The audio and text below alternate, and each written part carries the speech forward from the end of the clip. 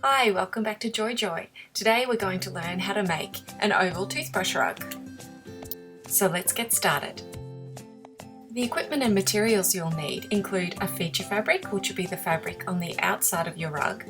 It can either be plain or patterned. You'll also need a core fabric in a coordinating colour, a toothbrush needle or safety pin if you don't have one of those, scissors,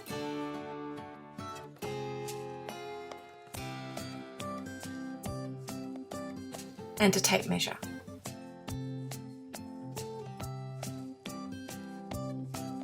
The first thing you need to do is prepare your strips of fabric. Mine are 1 3/4 inches wide for the feature fabric and 1.5 inches wide for the core fabric.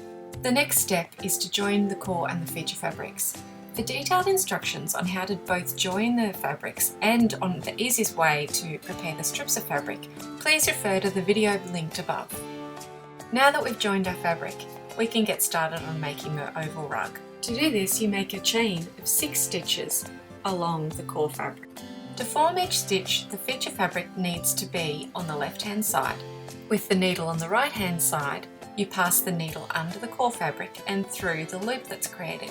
Make sure you leave a small loop for each stitch so that you can pass the needle through these loops in later steps. All of the stitches in our rug will be formed in exactly this way, and this is called a single stitch. Continue until you've counted 6 stitches on your core fabric.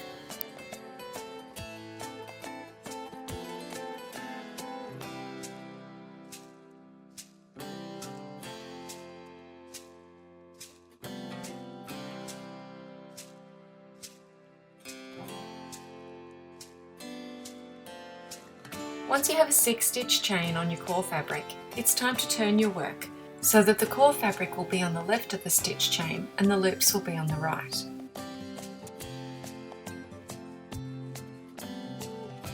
Leaving one loop at the top of our work, create the next stitch into the next loop along the chain. This will be the 5th loop on our original chain.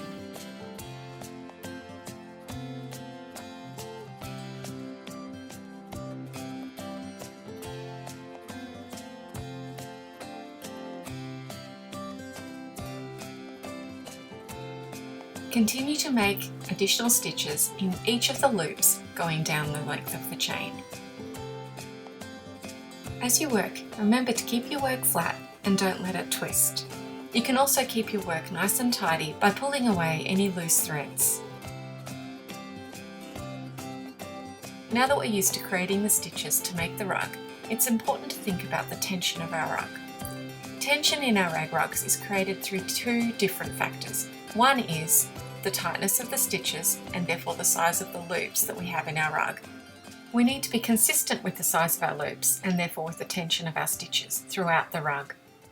The second type of tension is to do with the core and can be adjusted as we work by keeping tension on the core fabric, or it can be adjusted by pulling on the core fabric at any time. Over-tightening on the core will cause your rug to curl, and inconsistent tension throughout your rug will mean that the rug does not lie flat.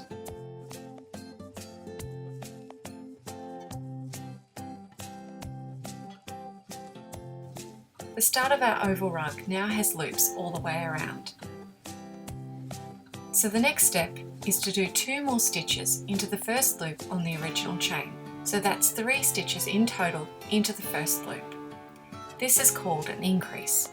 Normally an increase would be only 2 stitches into any given loop, but I like to do 3 stitches at this point to get a nice tight curve on that first corner.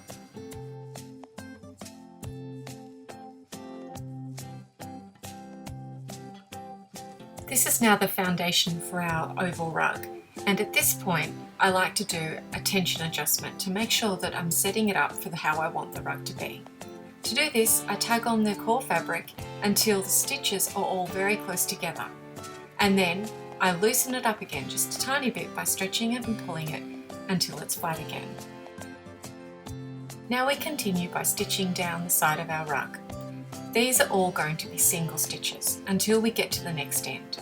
You can refer to the diagram on the screen to see where the single stitches are and where to start doing the increases.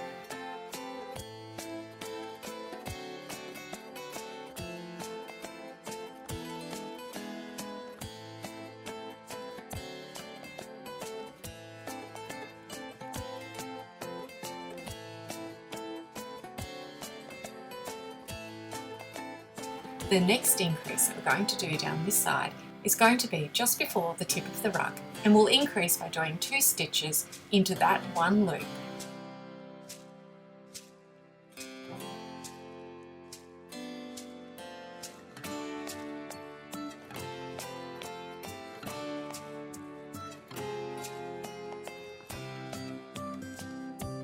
Followed by a single stitch into the end loop,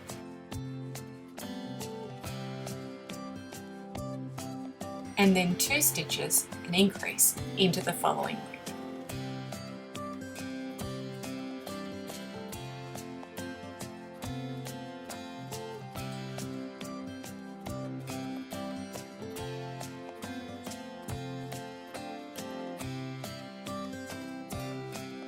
We'll then continue down the side of the rug doing single stitches until we get to the other end.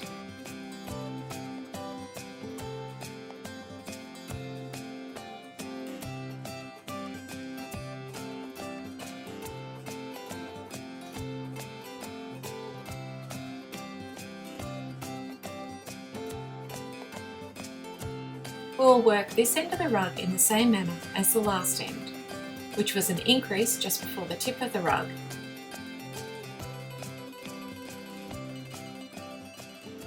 followed by a single, and then another increase,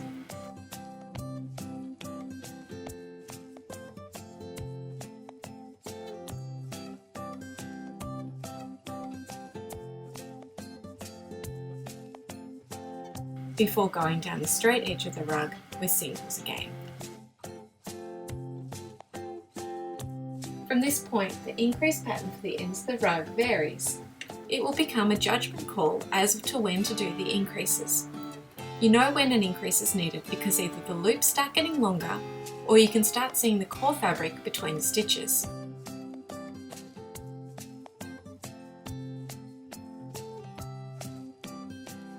I like to keep the increases for each end symmetrical, so if I do a particular pattern at one end, then I repeat that same pattern at the other end. In this way, my rug will stay symmetrical.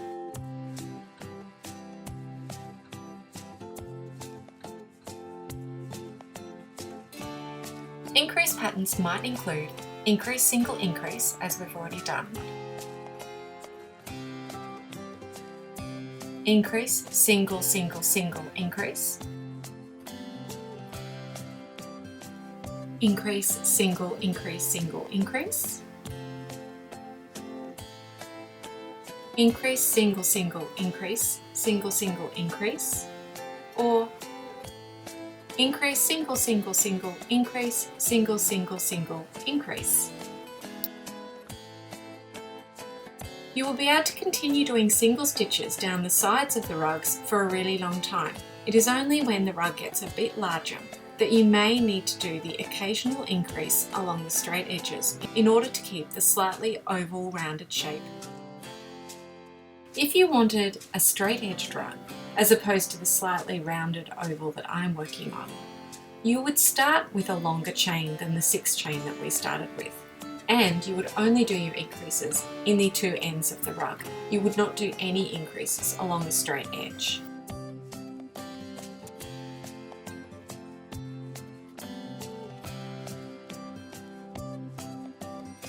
Keep working until the rug is the size that you want it to be.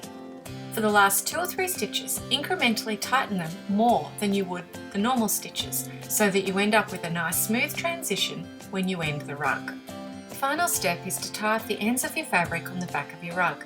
For detailed instructions on how to tie off, please refer to the separate video in the link above.